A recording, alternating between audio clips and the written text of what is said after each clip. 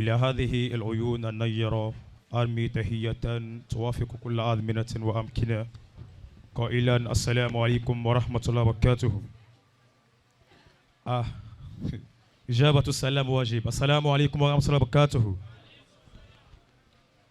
القصيدة بعنوانها سلام الله على ابن البكاري.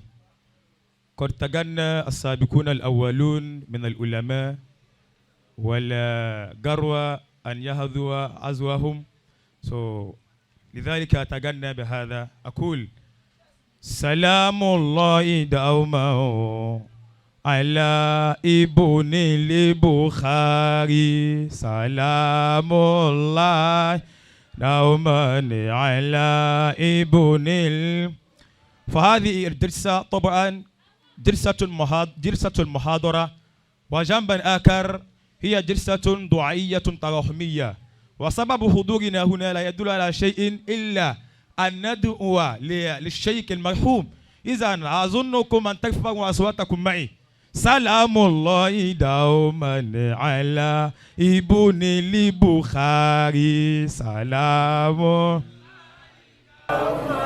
على ابن البخاري. يميت الله قوما وموتهم حياة، ويحيي الله قوما حياتهم ممات. سلام الله دوما على ابن البخاري.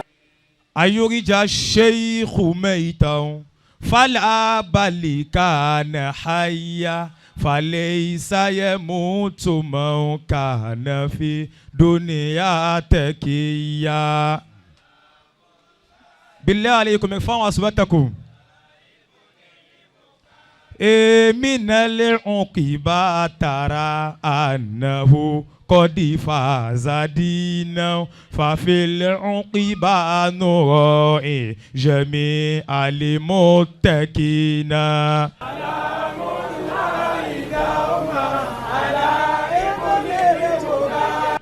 فلا أجبني إذا طهب عقب الشيخ فينا، فربي لا يضيع ثواب المحسنين. سلام الله دوما على ابن البخاري.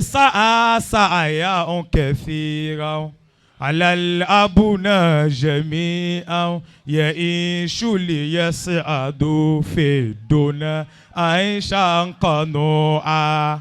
سلام الله دوما على ابن البخاري. مساعي ابن البخاري. فهذا البيت والله أقسمت برب الكعبة حتى هذه القصيدة بتمامها لم تأتي بعاطفة كاذبة، بل هي أتتني بعاطفة صادقة، لأنني قصدت أن أكتبها ليلة أمس، لكنها لم تأتي إلا صباح اليوم، أتتني صباح اليوم. فهذا البيت والله بيت مبكي جدا. مسائب البخاري تقبله الخبير، فقد سعيدوا جميعا أما فقد لأجير.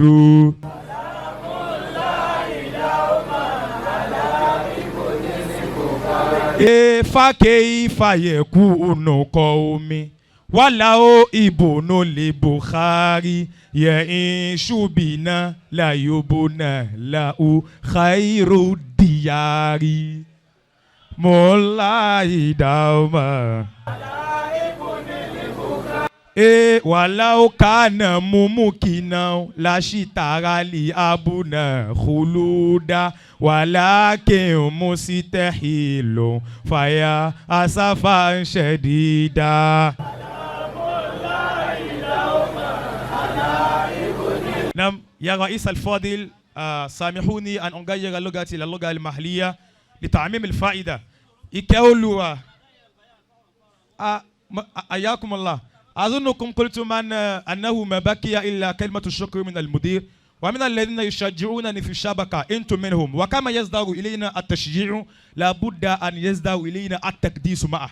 أكرمكم الله sir. بالله واصل حتى هذا الكلام يأخذ من وقتك يا أكرمكم الله. نعم. Ìkẹ́ Olúwa tí kò ní tán, àánú Olúwa ní ìgbà gbogbo, kọ́ba Olúwa mi ṣàlékún rẹ̀ fún ibùnilíbùkárí sàlámọ́. Àlà ibùnilíbùkárí. Bó ti ń ladùn yìí fáwọn ọmọ lónìí tó kárí àgbáyé, ẹ gbọ́ báwo ni kò bá rí tó bá jẹ́ bàbá ń bẹ láyé.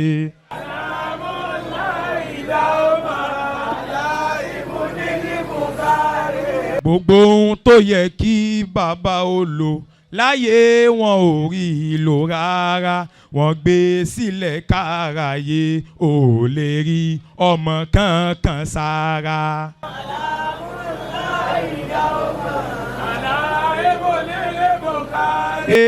Owó tó yẹ kán fi gbà fẹ́ wọn ò ná nítorí àwọn ọmọ, nírètí wípé tá bá dàgbà a ó padà wá jẹ wọn mọ́. Subhanallah. كيف كان لو كان الشيخ مختار حاضرا. àwọn ọmọ yanjú àdúpẹ́, àwọn ọmọ yanjú àdúpẹ́, wọ́n ti dépò tí wọ́n lérò, àmọ́ ohun tó dùn ní aráyé ẹni tó ṣiṣẹ́ ò dúró.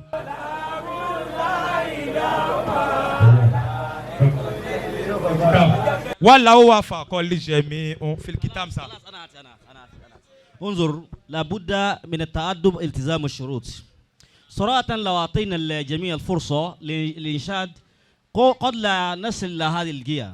شكرا لكم وجزاكم الله خير. الأستاذ تفضل بالله. جزا الله الأخ خير الجزاء. في قصيدة أخرى؟ أكرمكم الله. نعم. فنوديك من هناك الذين جاءوا من بعيد ولا نريد أن أكرمكم الله. نعم نعم، دقيقتان إن شاء الله. هناك بيت القصيد، اذهب إلى بيت القصيد. السلام